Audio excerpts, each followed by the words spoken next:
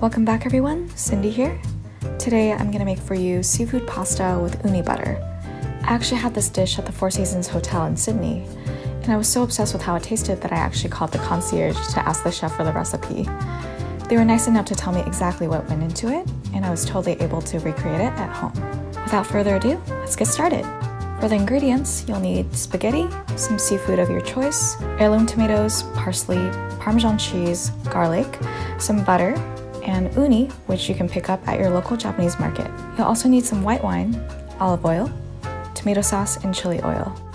Let's start off by cutting the heirloom tomatoes into halves. Next, let's finely chop a few cloves of garlic.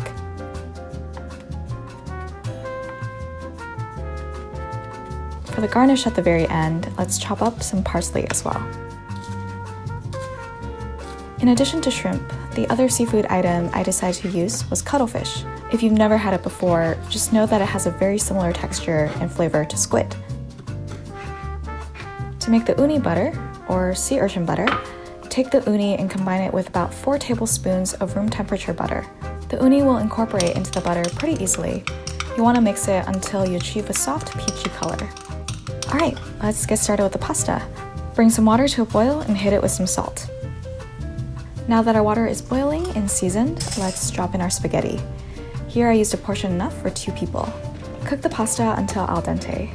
Since cooking temperatures and stoves might vary, make sure you try out the noodles yourself instead of following the instructions on the packaging. Let's drain the pasta and rinse it under some cold water to stop the cooking process. We'll finish cooking it with our seafood later. Let's move on over to the stove. Heat up a pan and drizzle some olive oil to coat it. Let's first cook our shrimp by laying them flat in the pan.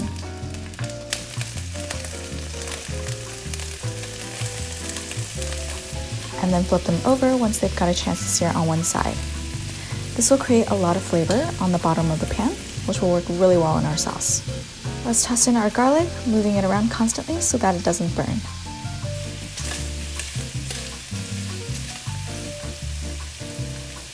Next up, let's toss in our heirloom tomatoes and mix it with the shrimp and garlic.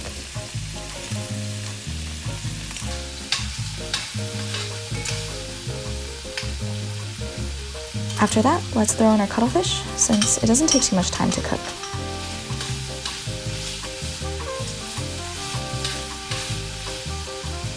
Now let's season our ingredients with some salt and some freshly cracked pepper.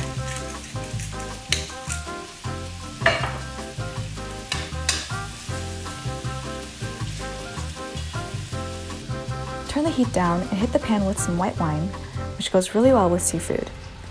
If you don't have any on hand, you can just use water. But this will do a great job in deglazing the pan and picking up all the flavor at the bottom. Let's mix in about a tablespoon of tomato sauce into our pan as well.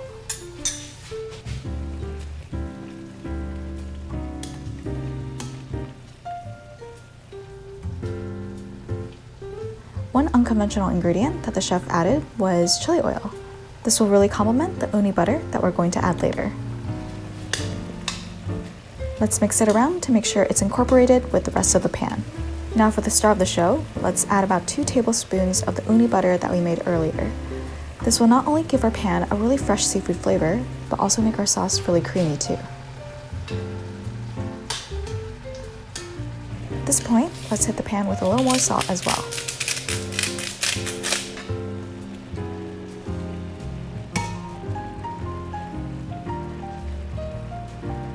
Now let's add the pasta and fold it in carefully with our sauce.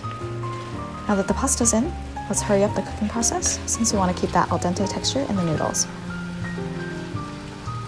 After giving the noodles a taste, let's finish up with our final round of seasoning. Towards the very end, let's add in the parsley and blend it in with the rest of our noodles.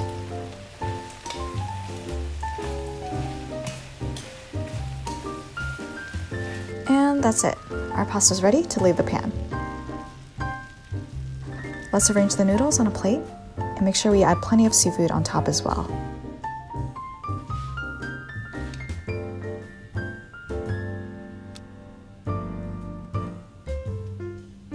Let's garnish our plate with a little more parsley on top. Let's also grate some Parmesan cheese on top as well.